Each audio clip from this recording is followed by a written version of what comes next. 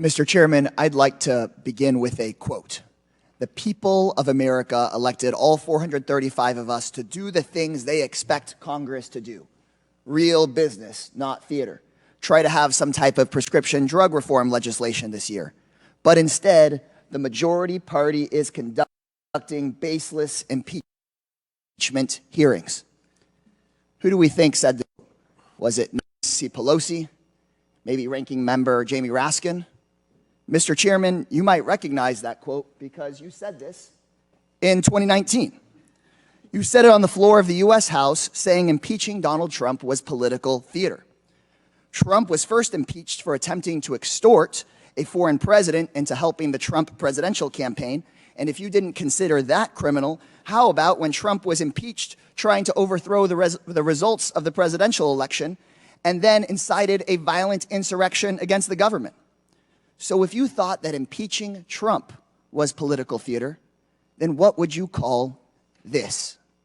This is a disgrace.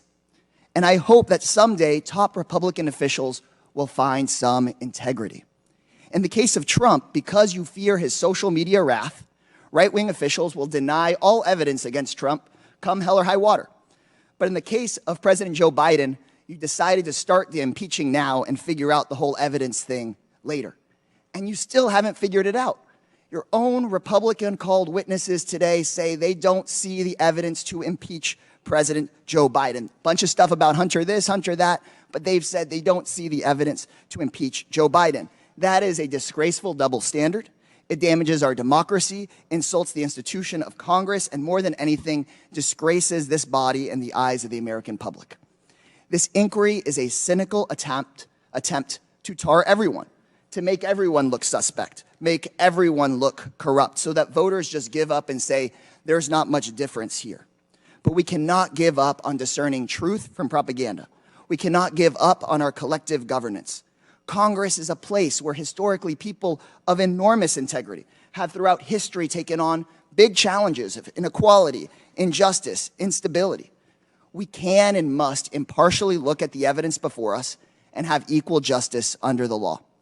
And the evidence before us shows no wrongdoing by President Biden. We haven't seen that evidence throughout the testimony today. Your own Republican-called witnesses have said they haven't seen that kind of evidence. There is separate evidence that supports indictments, unrelated indictments against his son, Hunter, and multiple indictments spanning 91 criminal charges against former President Trump. I, for one, am grateful we have an independent judicial system where a president's son or a former president like Trump can be investigated and prosecuted if they violate the law. It is my firm belief that Hunter and Trump should both face trial and, if guilty, be held accountable for the crimes they've been accused of. Can everyone on the Oversight Committee say the same thing?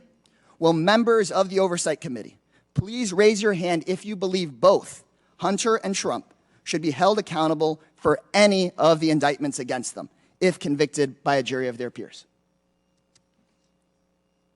We can take a minute. No, it's serious. This is a serious matter. If y'all need to think about it, we can take a moment and think about it. It is serious. This is very serious. Think about it. Should both Hunter and Trump be held accountable? I want to see whether you'd raise your hand. Should Hunter and Trump both be held accountable if they are found guilty on any of their indictments? Raise your hand if you think that equal justice under the law applies and Trump should be held accountable. I think it is worse than embarrassing that Republicans won't raise their hands. They refuse to say that equal justice under the law should apply to everyone. And when you step back and think about it, then what about the January 6th defendants? It's kind of scary. This double standard insults the institutions of Congress that people fought and died to build. This impeachment hearing clearly is not about justice. We cannot say equal justice under the law for everyone except for the guy who holds the leash. I'll yield the rest of my time to Ranking Member Raskin. Thank you. I think as you were being interrupted by several colleagues, I heard one question posed by the distinguished gentlelady from Georgia who said, what about the January 6th defendants, all of whom had lawyers, due process, the presumption of innocence, and they were convicted of various things, including assaulting federal officers and metropolitan police. What about as well as Antifa Capitol BLM Police. rioters point and of $2 order. billion of damage Mr. Raskin, in if I America? can take my time back. Yes, I'll yield We've back. heard, because it wasn't on the microphones, multiple members saying it's wrong that January 6th rioters were convicted by a jury of their peers. That is disturbing. We've started to get used to it, but we can't get used to it. It's scary.